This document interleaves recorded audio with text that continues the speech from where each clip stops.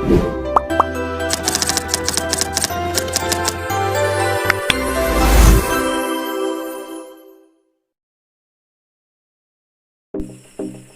kids!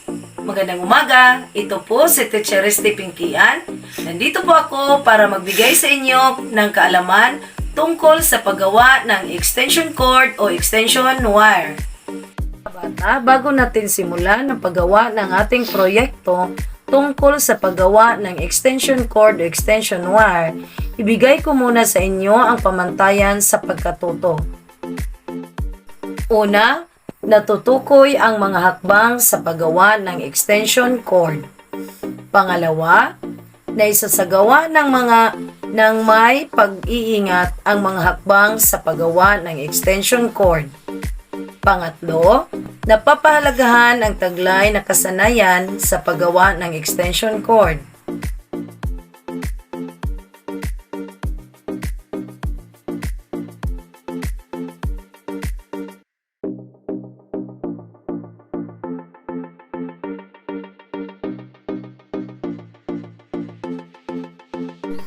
Ngayon, basahin at unawaing mabuti ang isinasaad ng bawat pangungusap.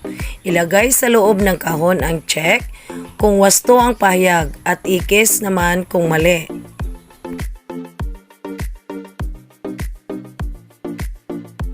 Unang tanong, ang Phillips screwdriver ay ginagamit para luwagan o higpitan ang tornilyo na ang daloy ay hugis cross. Ang tamang sagot ay check. Pangalawang tanong, ang lamp holder ay nagsisilbing bukasan o patayan ng kuryente.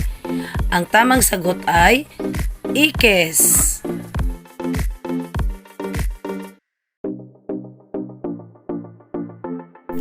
Ang pangatlong tanong ay, ang male plug ay sinaksak sa convenience outlet para dumaloy ang kuryente papunta sa kasangkapang pinagaan ng kuryente.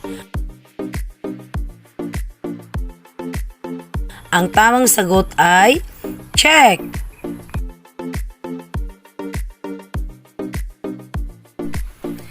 Ang pang-apat na tanong ay, sa flat cord ipinadaan ang kuryente papunta sa mga kagamitan. Ang tamang sagot ay check.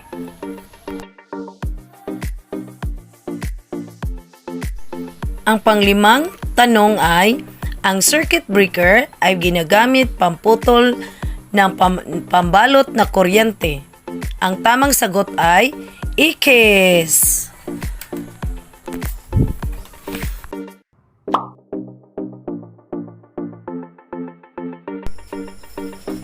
Mga materyales at kagamitan sa paggawa ng extension cord o extension wire. Una, isang pirasong convenience outlet. Pangalawa, 6 na metrong flat cord number 18. Pangatlo, isang pirasong male plug na guma. Sa kasangkapan, una, plies, ginagamit sa kawad ng kuryenteng pamputol at pampilipit ng mga kawad na dugtungan. Pangalawa, ang long nose pliers ginagamit pamputol ng kawad sa kuryente pagpilipit ng mga kawad na kailangang malayo sa mga kawad ang kuryenteng may mataas na boltahe.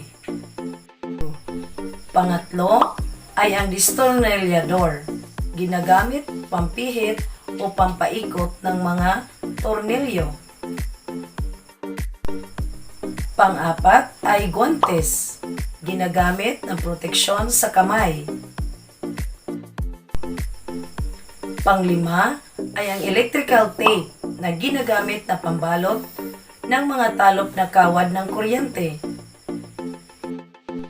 Pang-anim ay ang tester, ginagamit sa pagsubok ng mga gamit upang malaman kung may kuryenteng dumadaloy dito. Pampito ay ang wire cutter ginagamit sa pagputol ng pambalot ng kuryente. Ngayon mga bata, simulan na natin ang paggawa sa ating proyekto tungkol sa extension cord o extension wire. Tara na! Unang mga pamaraan sa paggawa ng proyekto, ihanda natin ang plano sa pagbuo ng proyekto. Sunod, ihanda ang lahat ng mga kagamitang ito para sa proyekto natin. Pangatlo, ihanda ang kawad o wire. Hatiin ito sa dalawa gamit ang wire cutter. Yan. Hati na natin pagkatapos balatan ang kawad ng magkabilang dulo hanggang sa 10 hanggang sa 15 sentimetro. Ito, ikat muna natin to. Kailangan dahan-dahan at kailangan maingat ka sapagkat ng mga wire, sapagkat ng balat nito para hindi masama yung copper wire. Okay, ayan na. Tapos sa kabila na naman.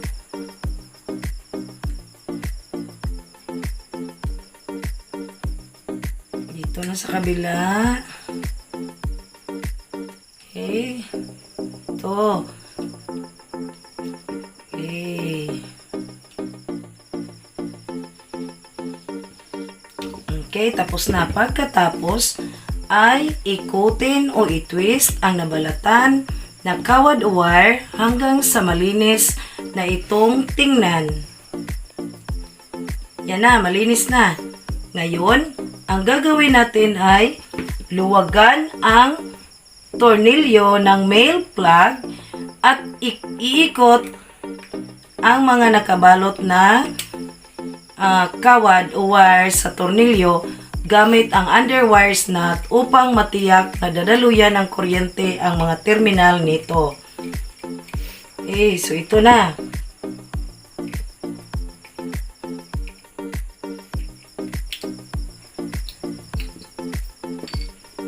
Dito iikot. Ikot ang wire dito.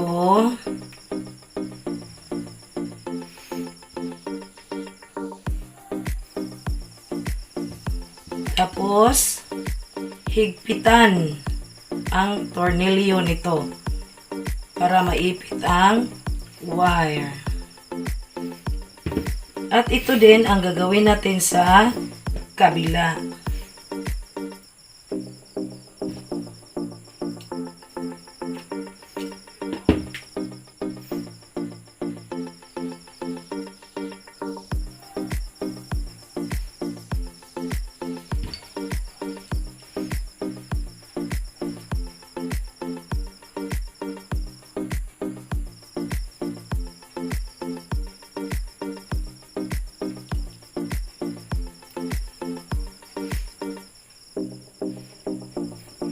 Okay, higpitan natin ito para maipit ang ating copper wire o kawad.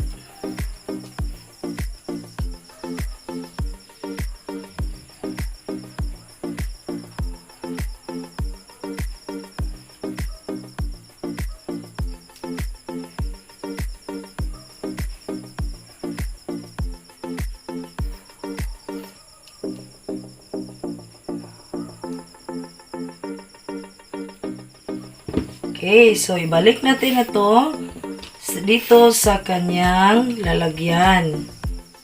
Siguraduhin na ang mga wire ay hindi magkadikit. Dahil kung ito ay magkadikit, ito ang sanhi ng sunog. Okay, ito na. Takpan natin ang ating male plug. Kailangang nagkatakip ito ng maigi para iwas sakuna kung may mahawakan tayong kuryente sa loob nito.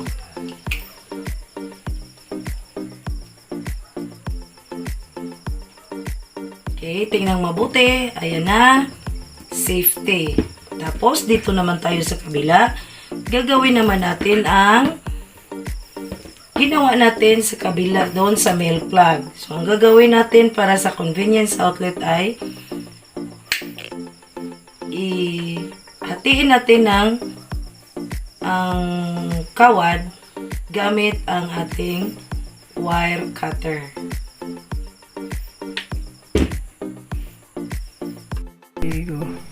Ngayon, balatan natin ang ating kawad o wire sa magkabilang dulo para ma-connect natin sa ating convenience outlet.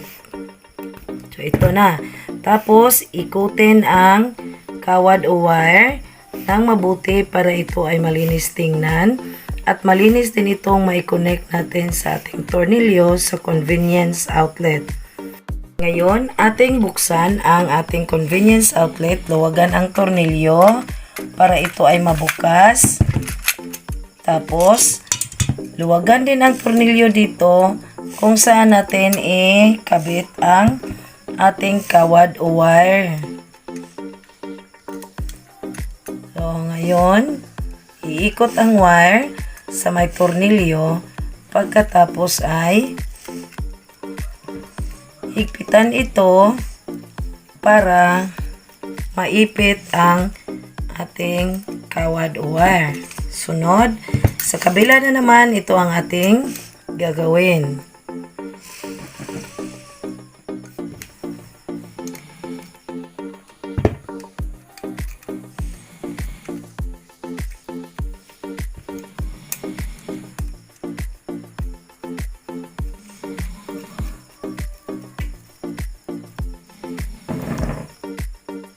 Okay, ayan na.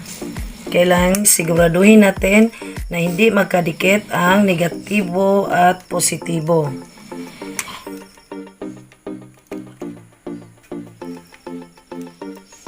Ngayon, takpan natin ang ating convenience outlet. Takpan ito ng mabuti para hindi natin mahawakan ang koneksyon ng ating wire at saka convenience outlet. Okay, ayan. Tapos, higpitan ang tornilyo.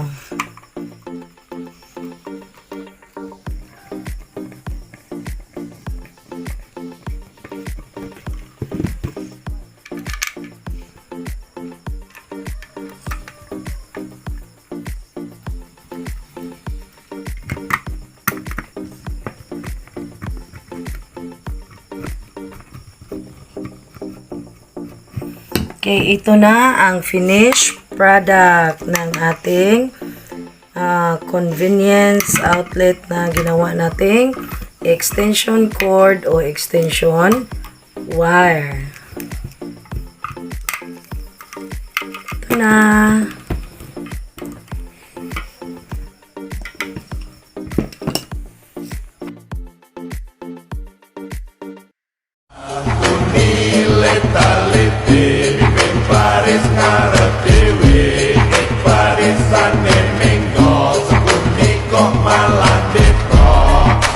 Meminum arah pekonang mengantarkan pulang bertanda bidan rohnya.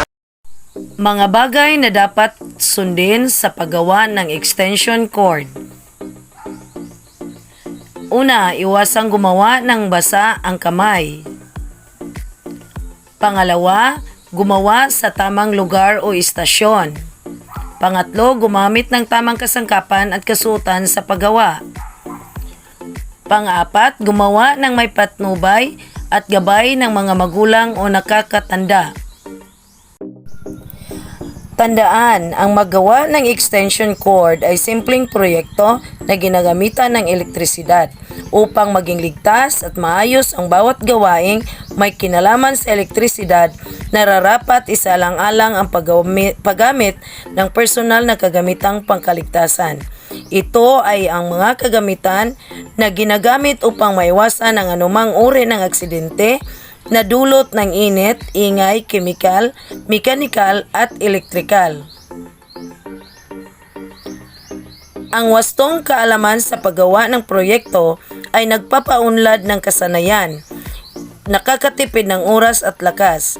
Ang kuryente ay mabuting kaibigan, ngunit masamang kaaway kung hindi marunong at mag-ingat sa paggamit nito, maaari itong makalikha ng sakuna o disgrasya at nakahantong ito sa kamatayan.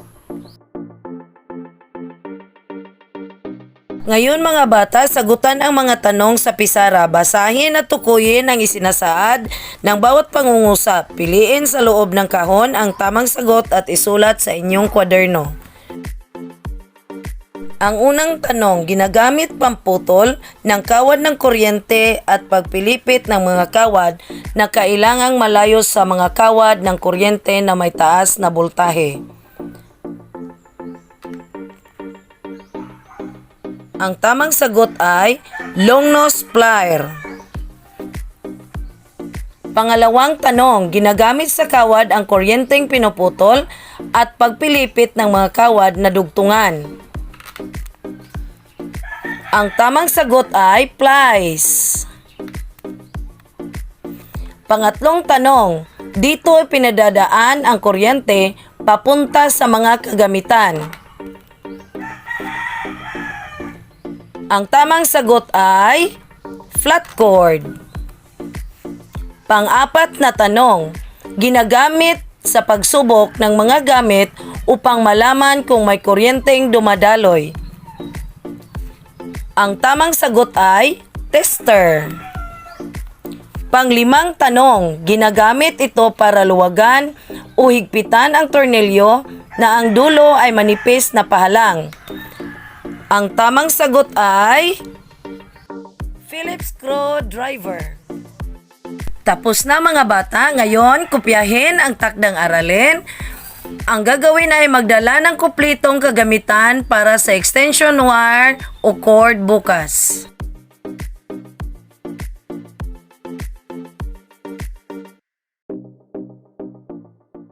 I know gold is